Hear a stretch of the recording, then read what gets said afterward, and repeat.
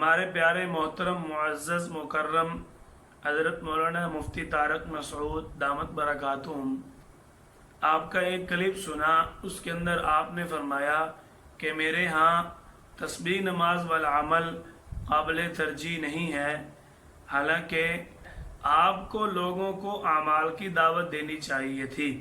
हिंदुस्तान के एक आलिम मौलाना आकिल साहब ने इसी हदीस के तहत सुनन अबी दाऊद में लिखा है, अल्लामा इब्ने जोज़ी रहमतुल्लाह अलैह ने सिर्फ तस्बीह नमाज वाले अमल को तरजीह नहीं दी, बाकी अक्सर उलमा का इस बात पर इत्तिफाक है कि ये हदीस काबिल अमल है, इनके ऊपर अमल करना चाहिए।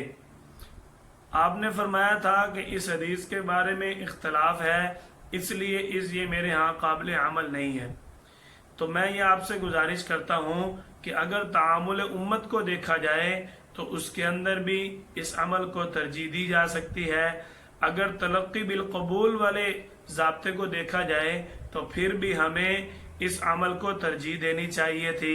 लोग अगर नेक अमाल करते हैं तो आपसे गुजारिश है लोगों को और ज़्यादा नेक अमाल की दावत देनी चाहिए, ना कि एक अमल को लोग ज़ौक़ और शौक़ और इंतहाई मुशक्क़त के साथ अदा करें और आप कहें मेरे यहाँ काबिल तरजीह नहीं है। बड़े हैं, आपको लोगों के सामने एक बहुत बड़ा पहलू रखना चाहिए। अमल बड़ा है, आपकी बात भी बड़ी होनी चाहिए। हज़रत मौलाना पीर ज़ुल्फ़िकार दामत बरकातुहुम आलिया ने अपनी किताब के अंदर हज़रत मुजद्दिद अल-अफ़सानी रहमतुल्लाह अलैह का कौल नकल किया कि फरमाते हैं कि जो शख्स नवाफिल को छोड़ने का आदी हो जाता है, आहिस्ता आहिस्ता वो सुन्नतों को भी तर्क करने लगता है। जो शख्स सुन्नतों को छोड़ देता है, आहिस्ता आहिस्ता वो फ़र्ज़ों को भी तर्क करने लगता है, और जो शख्स फ़राइज़ को भी छोड़ देता है फिर उसके अक़ायद के ख़राब होने का ख़दशा होता है। इसलिए नवाफिल वाली जो इबादत हैं उनको अहमियत देनी चाहिए।